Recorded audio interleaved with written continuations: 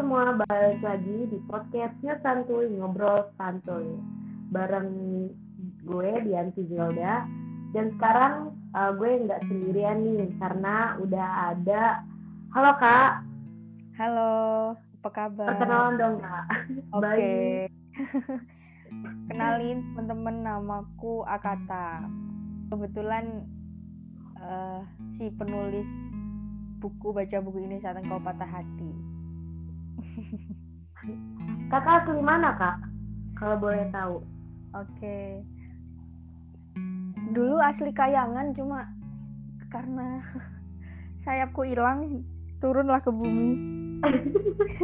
Bisa gitu ya Kak? Asli Magelang jadinya Kak.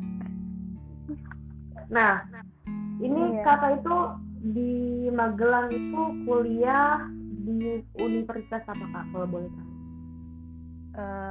Ada salah satu kampus di Yogyakarta, tapi mungkin belum bisa tak sebutkan di sini gitu. Barangkali kapan-kapan lah ya gitu, karena ya kuliah di Jogja, tapi ya karena kuliah online kan, jadi ya stay di rumah di Magelang. Oh jadi selama kuliah daring tuh Kakak di rumah aja ya? Iya, di rumah, betul. Nah, jadi kalau kalian tahu nih, buku baca buku ini saat engkau patah hati ini, itu penulisnya itu Kak Akata sendiri. Nah, Kak Akata ini sebenarnya nama panggungnya apa emang nama aslinya sih Kak? Nama apa ya? Nama pena sih lebih tepatnya. Kalau nama aslinya, kalau boleh tahu siapa nih Kak? Oke, jadi ini lucu. Cerita nggak apa-apa nih ya? Nggak apa-apa dong Kak, malah aku lebih suka gitu kalau misalnya Kakak cerita, soalnya kan biar tahu nih, oh ternyata Akata itu dari apa gitu namanya. Oke, jadi nama asli Arina Milataka. Lalu waktu itu zaman sekolah SMA itu pernah ketemu seseorang yang dia itu cukup kreatif gitu loh. Namaku Arina Milataka itu dia tulis dari belakang jadi Akata Limanira. Terus lucu juga ya. Iya, terus dia juga bilang besok jadiin nama penamu bagus nih, kayaknya cocok gitu. Akhirnya iya juga ya, tak ambillah Akatanya tok ini gitu. Yang di situ jadi juga, awalnya itu memang karena itu ya? iya, dulunya nggak pernah kepikiran nama ini gitu. Dulu pernah punya nama pena, tapi namanya siapa ya? Bukan Akata lah, jauh pokoknya mah. Gitu. Iya, itu unik banget sih Kak, karena kan aku kira tuh Akata pasti bukan nama asli Kakak gitu kan. Kayak nggak Ternyata mungkin gitu ya.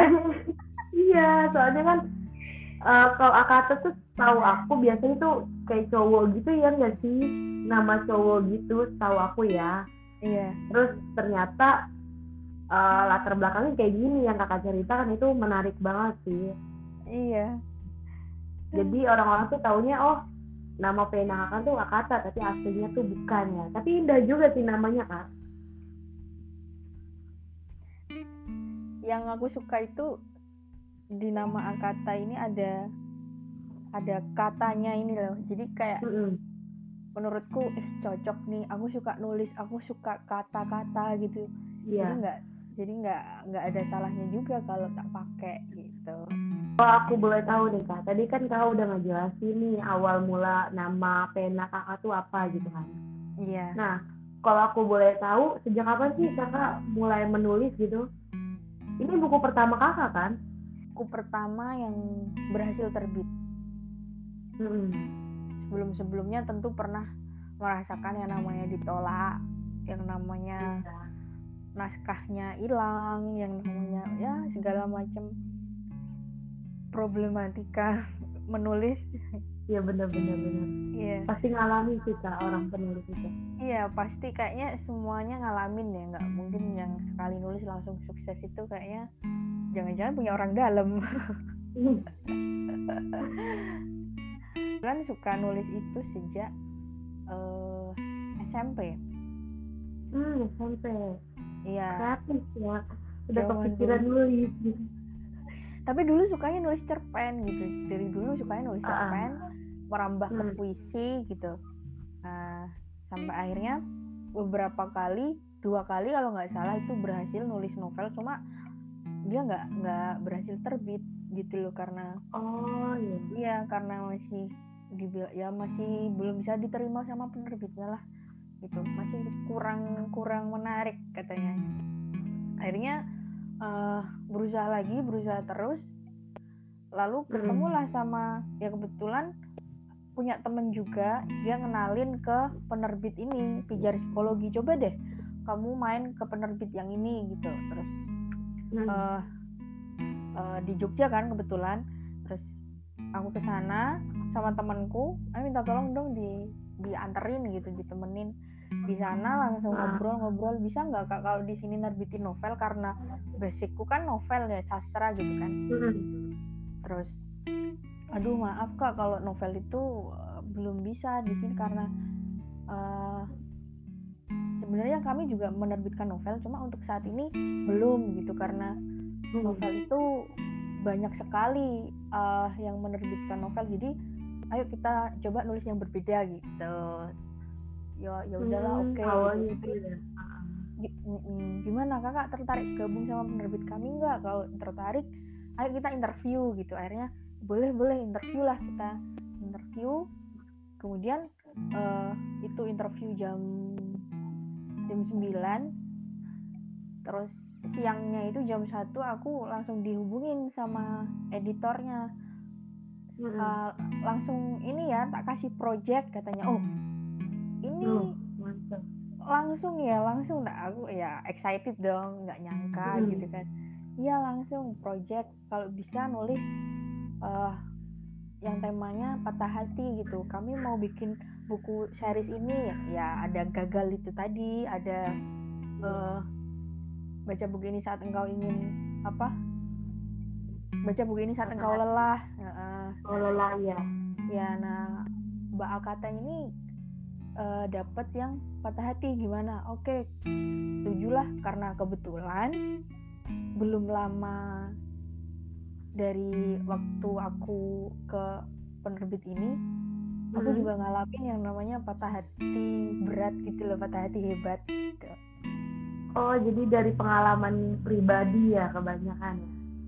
Nah, selain pengalaman pribadi juga banyak sih cerita teman-teman yang tak muat di sini gitu. Iya. Oh, jadi kakak itu satu penerbit ya sama yang baca buku ini saat engkau lelah sama patah hati ini. Gagal ya? Iya, satu penerbit. Oh, pantesan dijualnya juga ibaratnya kayak rekomendasi gitu loh keduanya. Iya. Kebetulan beberapa kali juga udah kontak-kontakan sama Kinanti Linda, si penulis baca buku ini saat engkau gagal. Nah itu juga beberapa kali dah ngobrol kita. Ada rencana buat live bareng, cuma sampai sekarang belum kesampaian. Oh, padahal seru banget tuh Kak kalau diadain. Aku ikut. Kayaknya. Boleh, semoga segera terrealisasi ya. Amin. Nah ini menarik banget sih, karena kan kakak itu bukan cuma sekedar pengalaman pribadi kakak ya, tapi kayak pengalaman teman-teman kakak yang cerita dan itu dimuat sama buku ini kan. Iya. Nah, menurut kakak, kakak udah nulis nih, patah hati terberatnya seperti apa sih Kak? Oke. Jadi ini bukan cerita yang mungkin patut dicontoh ya, karena kurang sedikit baik gitu. Iya. Jadi dari sejak SMP, waktu pertama aku suka nulis, itu ketemu sama seseorang yang dia butuh teman gitu. Butuh teman dekat maksudnya. Ada, semua orang pasti punya masalah ya kan. Kebetulan temanku ini dia punya masalah yang lain daripada yang lain gitu loh. Yang butuh pendekatan secara psikologi gitu. Akhirnya tertarik lah untuk belajar psikologi juga selain menulis gitu.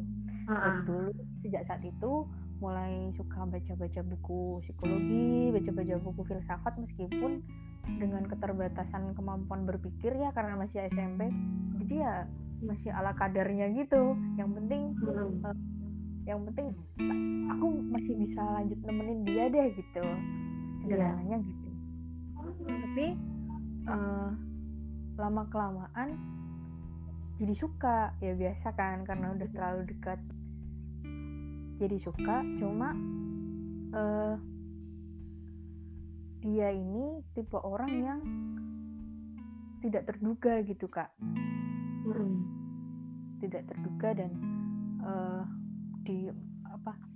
ngeghosting pernah, lalu selingkuh juga sering gitu loh, beberapa kali.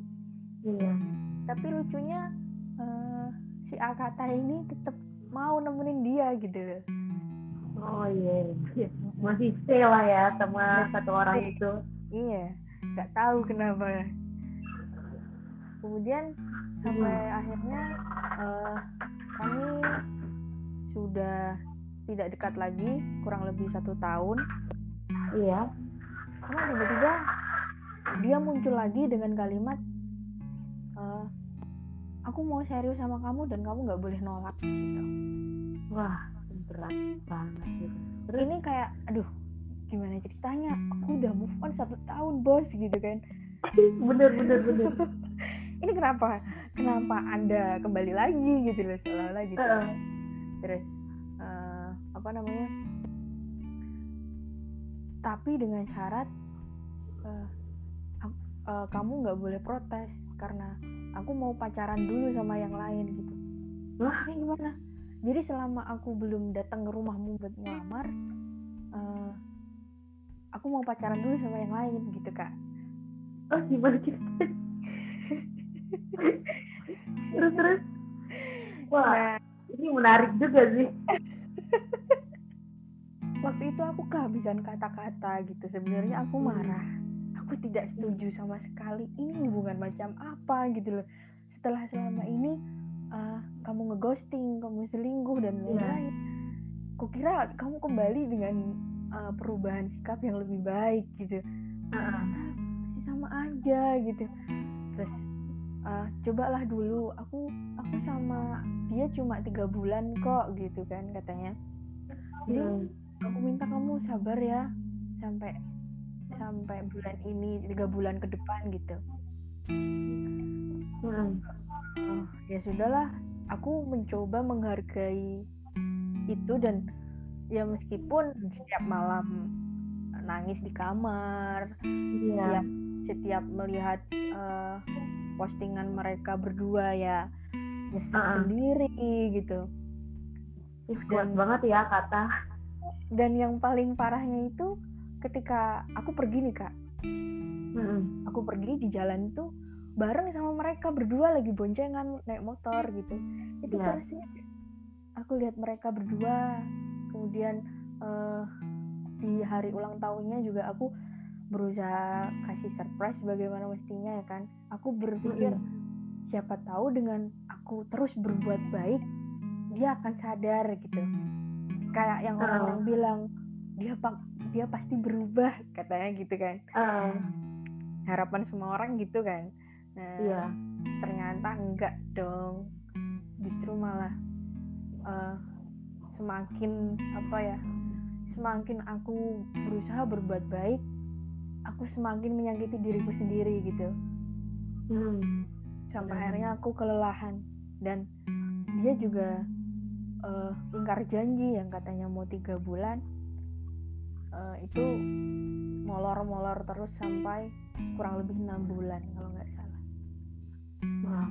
Kemudian aku pamit undur diri ini bener-bener yang udah nggak bisa aku toleransi lagi.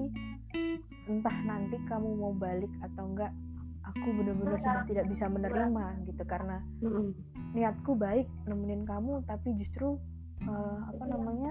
aku sakit sendiri gitu. Ya begitulah Kak.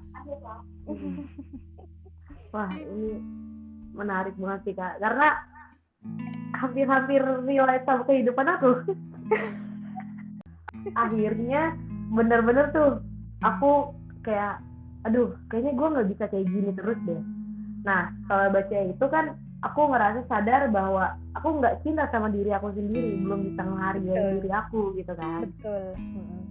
Ya udah dong, aku akhirnya healing lah ke tempat gitu yang bikin aku tuh nyaman. Di situ ngerasa oke, gue kayaknya udah bakalan baik-baik aja di tanpa dia.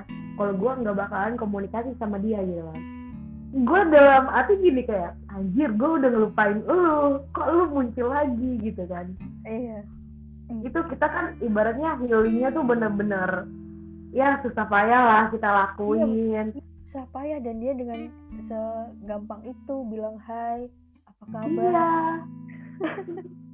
Dan aku juga berpikir seperti itu sih Kak, ibaratnya kita baik sama orang, kan juga orang bakal luluh kok, batu aja sama air bisa luluh kan, bisa terkikis, apalagi perasaan manusia gitu kan. Betul. Cuma ternyata persepsi itu tuh ya kita nggak bisa pungkiri, nggak sepenuhnya gitu. Nggak sepenuhnya benar. Iya benar kata Kakak sih, ini aku selalu ingat kata-kata di buku ini ya. Gimana? Kita mencintai orang lain tidak melebihi kadar kita mencintai diri sendiri. Nah, dari situ aku mulai kayak, oke, gue harus mencintai diri gue sendiri gitu dibandingkan orang lain. Karena di saat kita belum mencintai diri kita sendiri, kita bakalan susah mencintai orang lain. Dalam arti ya kita nggak tetap bakal ngebatin, ya nggak sih Kak? Iya. Benar, jadi nggak seimbang gitu loh, kita lebih condong ke orang lain dan kita melupakan diri kita gitu. Nah itu makanya itu buat kayak aku selalu ingat sih, ya udahlah sekarang ini menurutku sendiri kalau misalnya ada yang datang ya silakan, tapi kalau emang mau pergi ya udah, aku nggak bakalan nahan itu, karena kan tiap orang punya keputusannya pribadi kan, jadi aku bakalan selalu menghargai hal itu sih. Ya udahlah, udah nggak peduli lagi, lebih tepatnya itu sih, udah kayak udah terserah deh. Betul, daripada kita tahan tapi dianya udah nggak minus ya buat apa kan gitu. Iya, makanya sekarang ya udahlah, kita jalin aja hidup kita, bahagiain diri kita sendiri gitu. Terus jangan cuma sekarang, tapi juga untuk nanti gitu, jangan sampai kita nggak bahagia. Benar, apalagi kan sekarang ini lagi tren kan Kak, yang katanya self healing. Iya, self healing. Sama berdamai sama diri sendiri, berdamai kita sama mau diri yang sendiri. mana.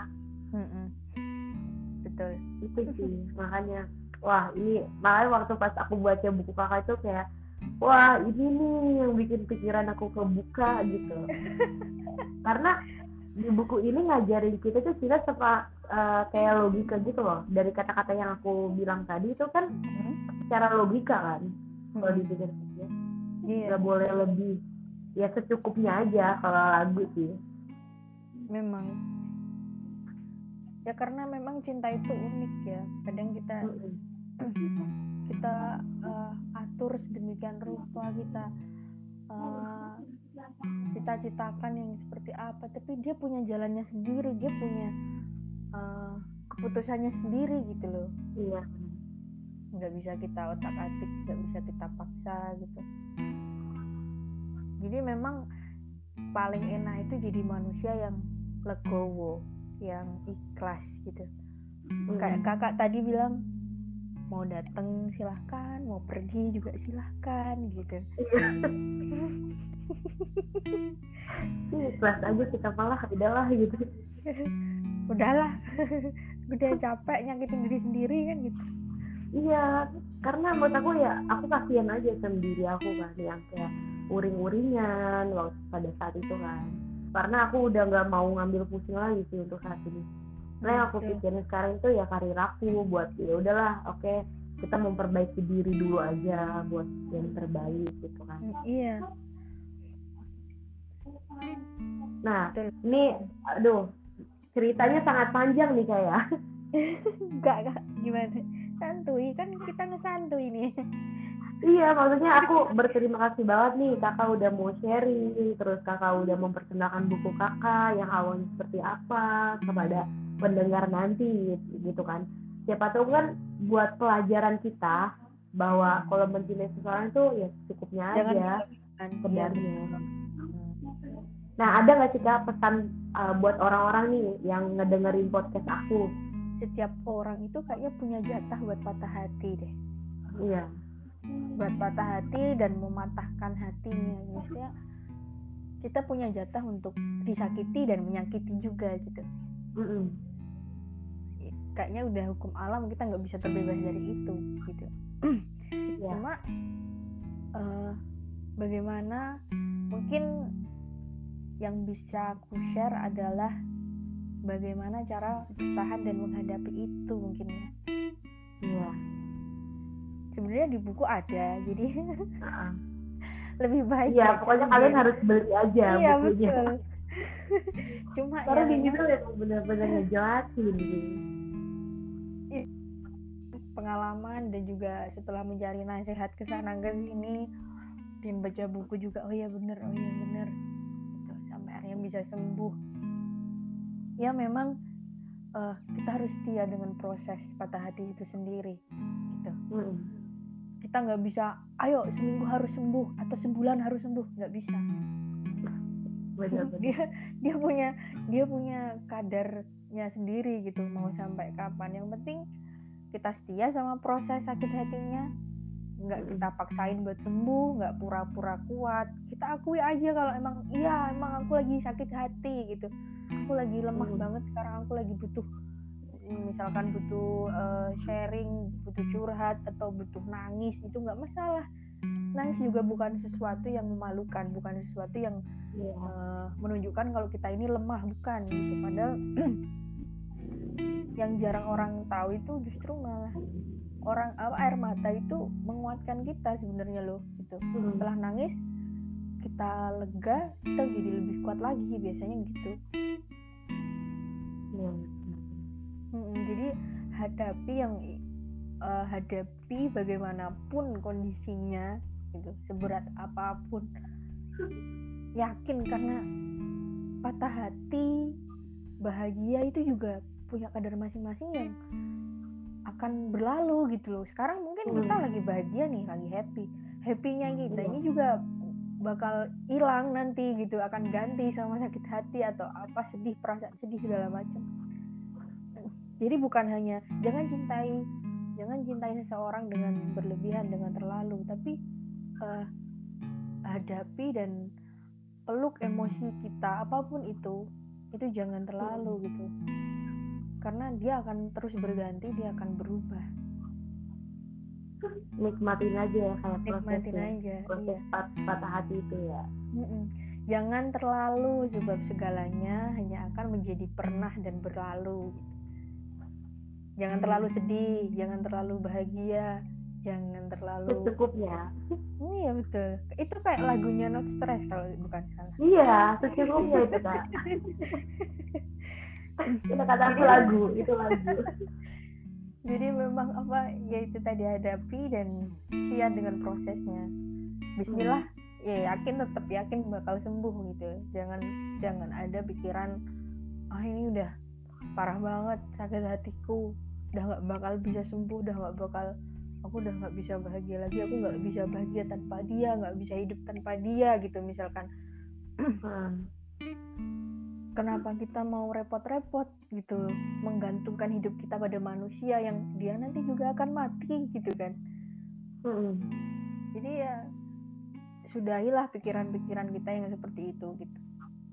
Perbanyak husnudon, perbanyak, ini Tuhan itu nggak mungkin memberi sesuatu itu dengan sia-sia gitu.